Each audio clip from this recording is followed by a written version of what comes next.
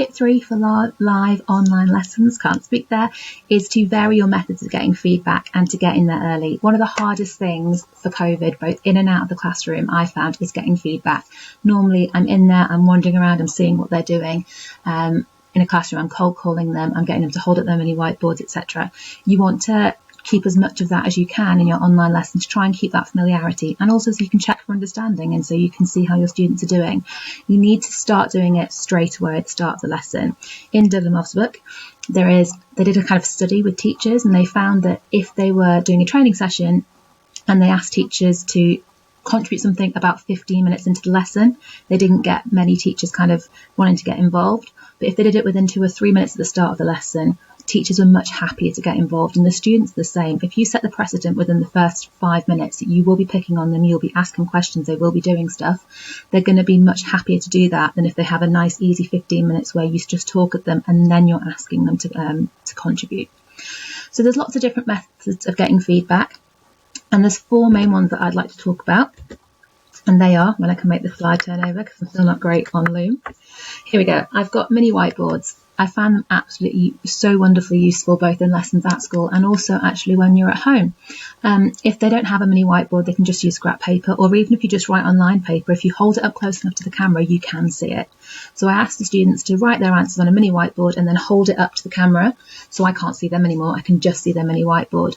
And although it's not always really easy to see everything they've written, you can get a general gist of how much they've written. And if you're getting them to draw graphs and diagrams and things, then it's a really useful way of just getting a general idea of the shapes of those things they're drawing. Really good, gets them they're much happier, aren't they, to write on a mini whiteboard than they are to write in their notes. The second one here, this is cold calling.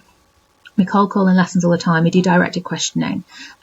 Getting students to answer questions shouldn't be any different online. I give them warning and say, you've got 30 seconds. I will be picking on people to unmute and tell me their answers, and I make sure I have a list of who is in the lesson with me, and I make sure that every student is picked on at least once, if not more, during that lesson, so no one feels like it's being unfair.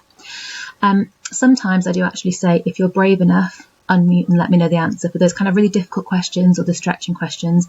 And some of my students, one of my year 11 classes especially, are really happy to do that and just be like, I think it's this, and it's lovely to kind of get that engagement. Typing into the chat is another really good way of getting feedback, and there's 2 ways to do it. Firstly, you can just get them to type in and press send whenever they're done. But the most valuable way that I've found is asking them to type into the chat but to not press send, giving everybody the time that they need to get their answer typed into the chat, so you're not having somebody just copying what the person had said and then getting them to press send all at the same time. And yes, you do get a barrage of messages all at once, which is sometimes slightly overwhelming, especially on the desktop app version of Teams, but you very quickly see what everyone thinks and you can at least scan through it. We found it's really, really useful for multiple choice questions, for explanation questions, for give me one advantage and one disadvantage, give me one reason for this, even for calculation questions, getting the students to type in their answers. And what's really nice is then you can look at it and say, oh, you've forgotten your units, oh, you've rounded to too many significant figures, oh yes, that's correct, oh no, this one I think you've done that wrong. So it is a really, really useful way of getting a lot of feedback quickly. Finally, this is the poll function. I'm not sure what applications allow it, but I know that Teams do. You can make a poll, and you can make that poll anonymous. And this is really great for multiple choice questions, so you're not having people copying each other, so people can vote A, B, C or D. You can also make polls, and I found it so useful for plenaries. I've made plenaries where I've said, right, please be honest, how do you feel about this work today? 1 to 5. 1 is, oh my God, I don't understand a word that you said. 5 is like, yeah, I'm so ready for that exam. And because it's anonymous, they're much more likely to be honest, and they are like, brutally honest and like, no, this was awful, I don't understand any of it.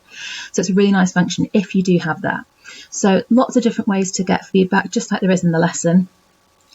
Make sure you're using lots of different ones, and also make sure you use it as soon as possible, so they're used to not just sitting around passively, that they're going to be always expecting that they're going to have to do something.